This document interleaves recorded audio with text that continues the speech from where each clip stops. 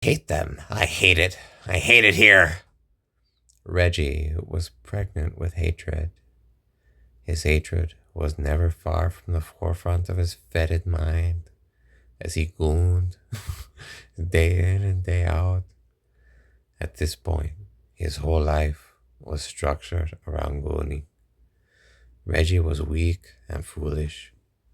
As Romulus had stated, he was indeed not locked. Reggie let loose a breath and a sigh of relief as he paced into the toilet. He grabbed a data pad and keyed in his credentials for Monster Coliseum, trademark. Monster Coliseum was the only release that Reggie could find in this awful world, aside from Goonie. In Monster Coliseum, he was the ace in the hole. In Monster Coliseum, he was God. God and Goddess as one, ruler of the universe. If Reggie were smarter, he would realize that he was never very good at Monster Coliseum, and his advantage only came from experience, which is a result of time wasted playing Monster Coliseum. You see, there is a vast chasm that separates the great ones among us from the rest, and that is true too for Monster Coliseum. The gap in skill between the best and the 1000th best is equivalent to that between the 1000th and the 1 billionth. Reggie was ranked 1490. He would never be ranked first or even top 50.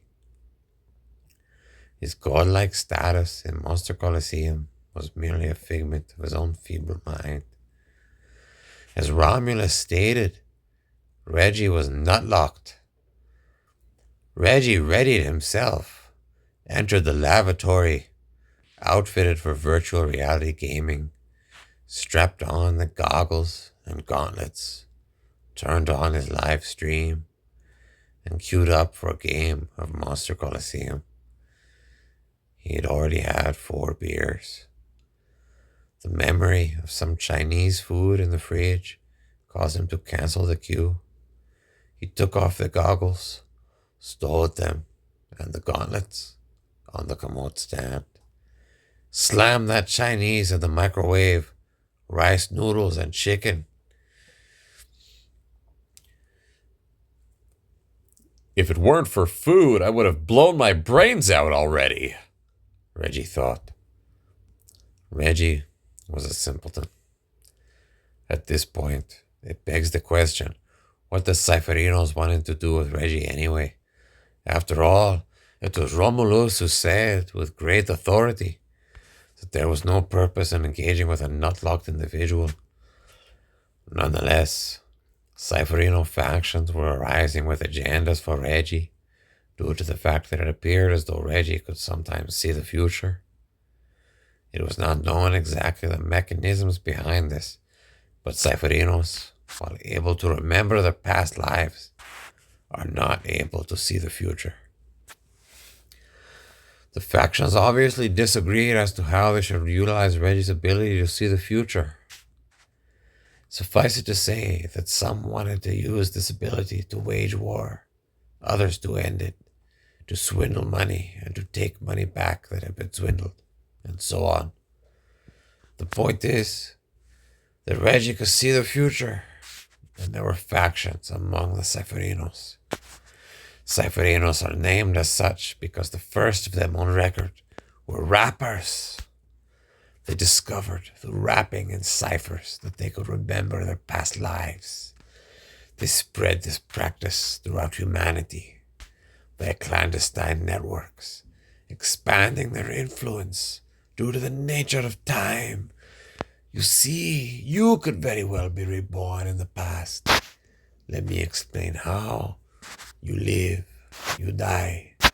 Your fundamental life energy becomes a part of the life of some bacteria or plant or insect or otherwise. Time passes. This process repeats many, many times. Eventually, the universe collapses in on itself as its outward momentum wanes. The universe contracts and is reborn. Your fundamental life energy is incarnated again as a human being, but at an earlier point in time than before. But what if you were a Cypherino? What if you could remember your past lives? For all you know, there are Cypherinos amongst all species. Cypherinos everywhere in life. So the Cypherinos had means of communicating across time. However, they could not see the future per se. Hence the controversy around Reggie.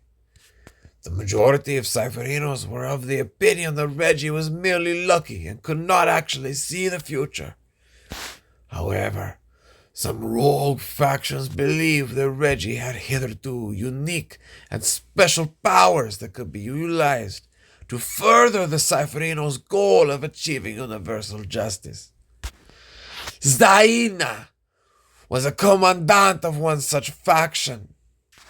She believed that Reggie's ability to see the future was rooted in his DNA. She believed in a future where Reggie's offspring could serve as windows forward in time, allowing Cypherinos a level of control over history that they had hitherto only dreamed of. There were Cypherinos here in the present time who had brought tidings of the power of Reggie's offspring, remembered from their lives in the future of a previous iteration of the universe. These formed the bulk of the upper tier of commanders in Zaina's faction. Curiously, there were no known Cypherinos among Reggie's offspring anywhere in time. Reggie was a moron. Even with all of his hard work and potentially being able to see the future, he was only ranked 1,490 at Monster Coliseum. Anyone who wasn't a moron and could see the future would be rank 1 easy. And as long as no one else could see the future, and certainly no one else could see the future, Cypherinos had been searching for such a person across space and time for a long time. No one else could see the future. So Reggie was a moron. He begrudgingly shoveled the Chinese down. He wanted to queue up for a game of Monster Coliseum.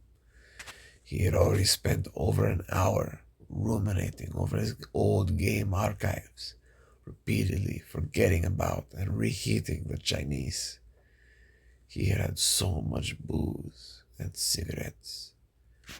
The food was divine, yet it was effortful to hold it back and not puke.